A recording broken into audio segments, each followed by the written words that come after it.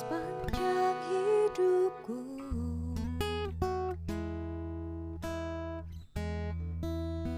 hanya dekat padamu, ada kekuatan baru. Kaulah perlindunganku, keselamatanku.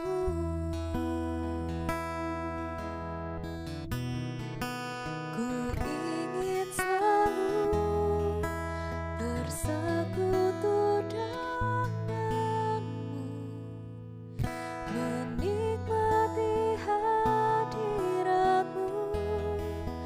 Biarkan rohmu tinggal dalam hidupku, sungguh indah bersamamu selamanya.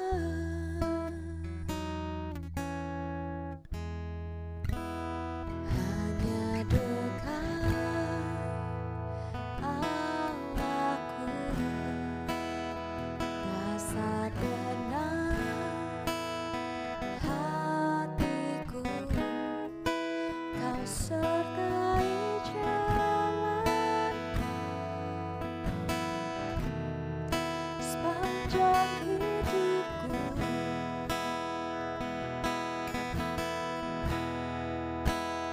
Hanya dekat padamu, ada kekuatan baru. Kaulah perlindunganku, keselamatanku.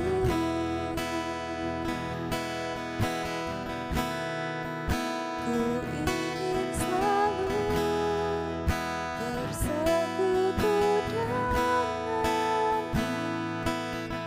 menikmati hadiratmu. Biarkan rohmu tinggal dalam hidupku,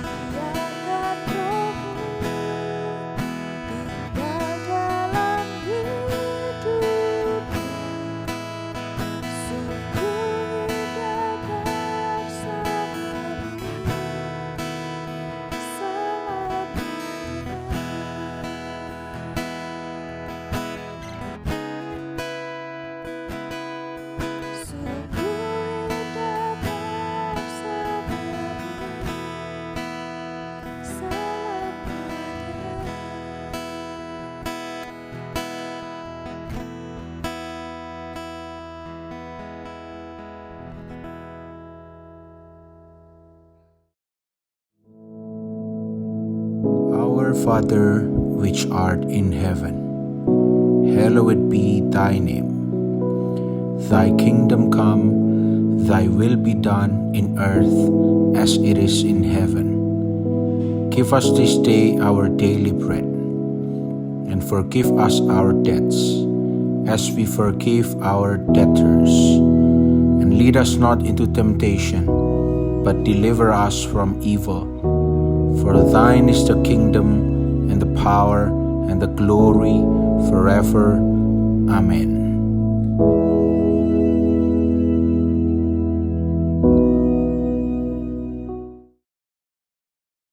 Shalom, selamat Natal untuk semua umat Tuhan, jemaat Tuhan secara khusus ya, jemaat gereja Allah baik. Baik, mari kita renungkan firman Tuhan. Di pagi hari ini tema firman Tuhan yang saya mau bawakan adalah terang yang datang ke dalam kegelapan. Kita buka ayatnya di dalam Yesaya pasal 9 ayat 2 dan 6. Demikianlah firman Tuhan, bangsa yang berjalan di dalam kegelapan telah melihat terang yang besar.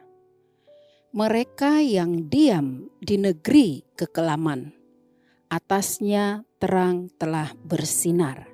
Ayat yang ke-6, sebab seorang anak telah lahir untuk kita, seorang putra telah diberikan untuk kita. Lambang pemerintahan ada di atas bahunya, dan namanya disebutkan orang penasehat ajaib, Allah yang perkasa, Bapa yang kekal, Raja damai. Saudara, malam Natal seringkali terasa begitu indah ya, dengan gemerlap lampu, lagu-lagu Natal yang membawa sukacita, dan tentunya dengan kehangatan keluarga. Namun mari sejenak kita menatap jauh ke belakang ya saudara. Ke malam sunyi di Bethlehem, kelahiran Yesus terjadi di tengah kegelapan. Bukan hanya kegelapan malam ya saudara ya, tetapi juga kegelapan hati manusia, kegelapan keputusasaan, kegelapan di mana ada penindasan. Bangsa Israel pada masa itu hidup dalam penantian, merindukan pembebasan. Dan dari kesunyian tengah malam, saudara, di sebuah kandang yang sederhana, terang dunia itu lahir, menyinari kegelapan yang ada. Saudara, ayat yang kita baca tadi ya mengatakan, bangsa yang berjalan di dalam kegelapan telah melihat terang yang besar. Mereka yang diam di negeri kekelaman, atasnya terang telah bersinar. Mengapa Yesaya di sini mengatakan bangsa yang berjalan dalam kegelapan dan kekelaman? Saudara, bangsa Israel pada masa itu ada dalam kesuraman. Karena saat itu sedang menghadapi situasi politik yang tidak stabil. Belum lagi ditambah dengan ancaman dari Asyur, ya. Satu bangsa negara yang kekuatannya saat itu diakui dunia, bahkan dikatakan paling kuat, ya saudara ya. Dan Yesaya pada saat itu adalah nabi yang bernubuat di zaman Raja Usia, Yotam, Ahaz, dan Hizkia. Dan nubuatan ini disampaikan oleh Yesaya di saat pemerintahan Raja Ahas, saudara ya. Dan saat itu baik Raja Yehuda, ya, kerajaan selatan dan utara Israel itu memang benar-benar dalam suatu situasi yang sangat mencekam, ya. Dengan penindasan yang ada, juga dengan masalah-masalah internal yang terjadi pada saat itu, penindasan kepada orang-orang lemah, penderitaan sempurna, saudara ya, pada saat itu. Belum lagi bangsa ini, ya, bangsa Israel undur dari Tuhan. Mereka sudah tidak taat lagi kepada Tuhan.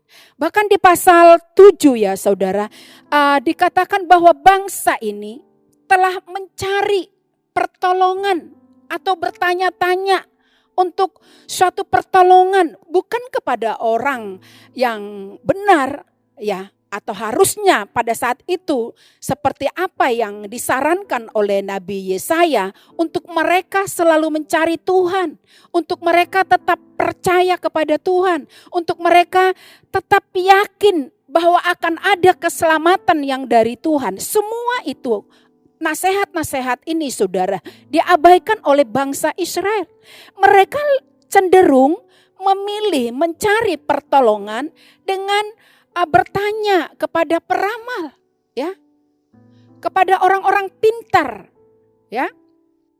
Jadi bisa dibayangkan situasi itu begitu sangat mencekam dengan situasi eksternal, internal, ya, moral yang sudah jauh merosot, jauh dari hadirat Tuhan, ya, yang pastinya mencari pertolongan pasti akhirnya akan menemukan kekosongan, ya saudara. Itulah sebabnya ayat ini timbul, dikatakan bangsa yang berjalan dalam kegelapan dan kekelaman. Kemudian saudara, di ayat yang ke-6 yang mengatakan, ya, sebab seorang anak telah lahir untuk kita, seorang putra telah diberikan untuk kita.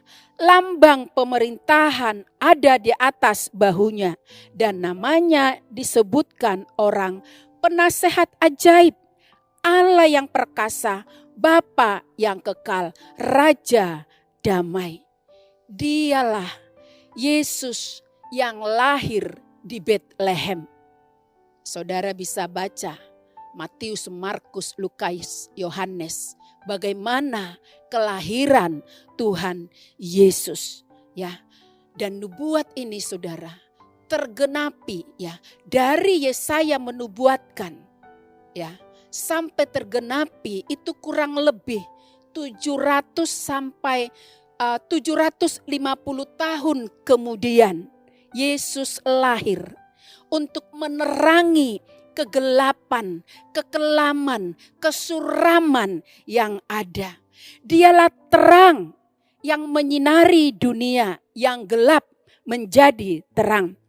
Dia datang ke dunia untuk membawa damai. Dia datang tidak untuk menghakimi kegelapan itu saudara, tapi untuk mengenyahkan kegelapan itu, untuk menghalaukan kegelapan itu. Dan itu oleh karena kasih Allah akan dunia ini, akan saudara dan saya, akan kita semua. Itu sebabnya dikatakan, ya, Yohanes 3 ayat yang ke-16, karena begitu besar kasih Allah akan dunia ini, maka Ia mengaruniakan anaknya yang tunggal, supaya kita tidak binasa, dunia ini tidak binasa. Yang menerima terang itu saudara tidak akan binasa, tapi akan menerima kehidupan, keselamatan, pertolongan, harapan yang kosong menjadi tidak kosong, ya saudara. Jadi artinya saudara, kedatangannya mengingatkan kita bahwa dalam Yesus hidup kita yang mungkin saat ini mengalami hal yang paling sulit. Dan mungkin ada orang yang merasakan kesendirian, ya, atau merasa sendiri, merasakan kesepian. Ingatlah saudara, bahwa telah lahir bagimu seorang anak, seorang penolong yang membawa terang, yang membawa kedamaian, yang membawa kehidupan, yang membawa sukacita, sejahtera, yang mungkin dulunya kita merasakan suatu keadaan yang tidak baik karena kondisi atau situasi apapun itu saudara. Tapi ingatlah, ada terang Kristus yang saat ini bercahaya menyinari kehidupanmu. Kegelapan yang ada padamu disingkirkan, dihalaukan. Yang kedua saudara, Yesus adalah harapan yang menghidupkan. Bayi yang terbaring di palungan itu adalah Allah yang telah menjadi manusia. Saudara bisa baca Yohanes 1 ayat 1 sampai dengan ayat yang ke-18. Itu adalah bukti terbesar kasih Allah kepada kita. Jadi saudara, perayaan Natal yang kita adakan adalah perayaan harapan. Karena melalui Dia kita menerima pengampunan, kita menerima pemulihan, kita menerima janji hidup yang kekal.